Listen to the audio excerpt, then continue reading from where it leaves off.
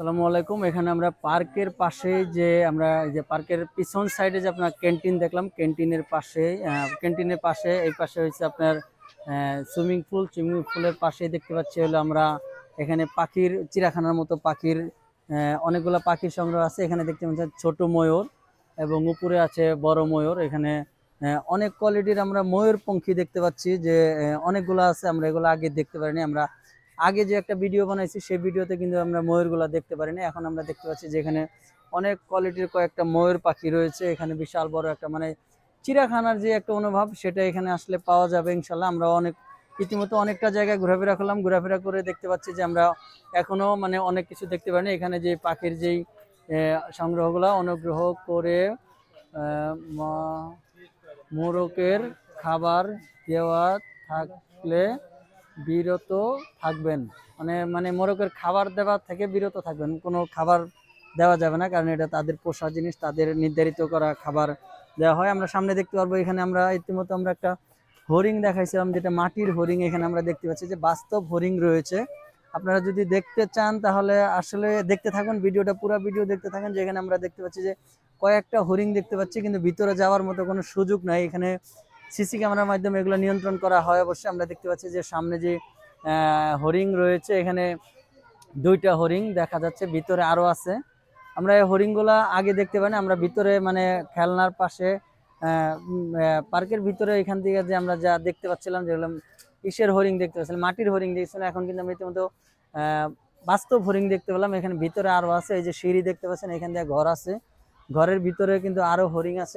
আমরা সঠিকভাবে জানি না যে এখানে কয়টা হরিণ আছে।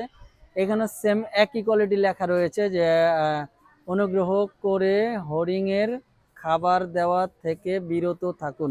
মানে হরিণের কোনো খাবার টাবার দেওয়া যাবে না। এখানে আমরা দেখতে পাচ্ছি যে আমরা এখানে পিছন দিয়ে দেখতে পারলাম যে এই রোডের পাশ দিয়ে মোটামুটি চিড়িয়াখানার একটা আবাস পাওয়া যায় এখান থেকে, যে এখানে মোটামুটি চিড়িয়াখানার মতো। পাশে আর একটা দেখতে পাচ্ছি ও বিশাল বড়, এটা শুধু হরিণ থাকার জন্যই। আমরা এখানে শুধু পুরাটাতে হরিণ থাকে, আসলে পুরাপুরি হরিণ বেরোনে। তবে চিড়িয়াখানাতে অনেক কিছুই থাকে। এখানে চিড়িয়াখানার মতো সবকিছু নাই। হরিণের খাবার দেওয়া আছে, মিষ্টি কুমড়া।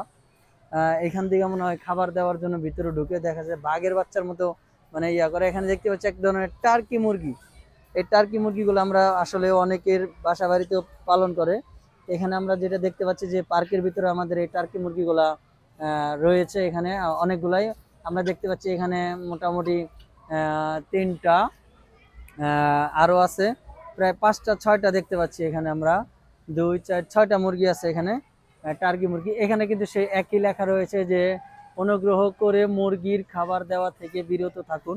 মানে কেউ খাবার দেওয়া নিষেধ, যেমন চিড়িয়াখানাতে অনেকেই খাবার দিয়ে থাকে, এখানে আসলে আমাদের খাবার দেওয়া নিষেধ।